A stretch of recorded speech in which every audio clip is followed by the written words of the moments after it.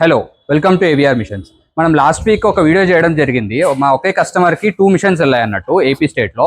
So ఆ video చేయడం జరిగింది. దాని తర్వాత కూడా మొన్న మళ్ళీ మా తెలంగాణలో ఇంకో మిషన్ కూడా వెళ్ళింది. వీడియో చేయడానికి కుదరలేదు. అయితే ఈ రోజు కూడా ఈ మిషన్ సేమ్ డిస్పాచ్ ఉంది. మీకు ఆల్రెడీ తెలుసు కదా, ఇంతకుముందు చెప్పాను. లార్జ్ స్కేల్ ప్రొడక్షన్ చేసుకోవాలంటే ద బెస్ట్ మిషన్ అన్నట్టు ఇది. అయితే మా ఏదైతే లాస్ట్ వీక్ మనం చేసిన వీడియో ఉందో అది చూసి మా పాత కస్టమర్ అంటే ఒక 10 years బ్యాక్ 15 మిషన్స్ తీసుకున్నారు. ఆ కస్టమర్ కూడా నేను వచ్చి ఒక 3 మిషన్స్ బుక్ చేశారు. ఆ 15 మిషన్స్ తీసేసి మ్యాన్ పవర్ కూడా సేవ్ అవుతుంది కాబట్టి ఈ 3 మిషన్స్ అని ఆర్డర్ చేయడం జరిగింది. అయితే ఈ రోజు మనకి వెళ్ళే మిషన్ ఏదైతే ఉందో ఆ మిషన్ కూడా ఆల్రెడీ ట్రయల్ చేయడం జరిగింది. ఇప్పుడు లోడింగ్కి రెడీగా ఉంది. అయితే సార్ కూడా డిస్పాచ్ తీసుకోవడానికి ఇక్కడికి వచ్చారు. సో వారి ఎక్స్పీరియన్స్ మా కంపెనీతో ఎలా ఉందో కూడా అడిగి తెలుసుకుందాం. Hi sir. Hello sir.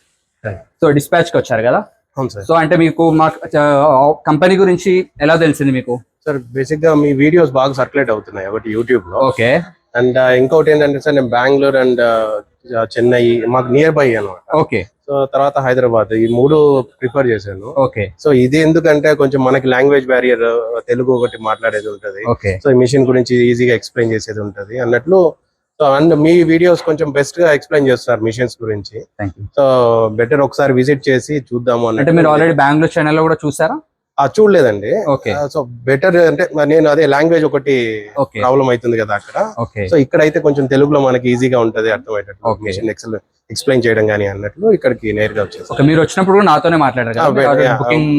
ముందు మీకు బై కాల్ మాట్లాడాను. ఓకే. ఆ తర్వాత మీరు ఒకసారి విజిట్ చేస్తే బెటర్ గా ఇంకా ఎక్స్ప్లెనేషన్ బాగుంటుంది అన్నట్టు. ఓకే.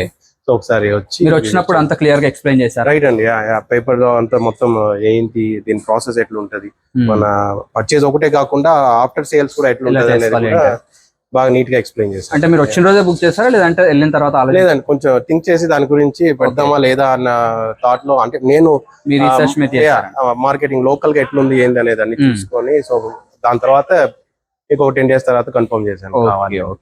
అంటే ట్రాన్స్పోర్ట్ ఎలా తీసుకెళ్తున్నారు సార్? మీరు వెహికల్ తెచ్చుకున్నారా లేదా వేరే ట్రాన్స్పోర్ట్ వాళ్ళకి? ట్రాన్స్పోర్ట్ వాళ్ళకి చెప్పున్నాను.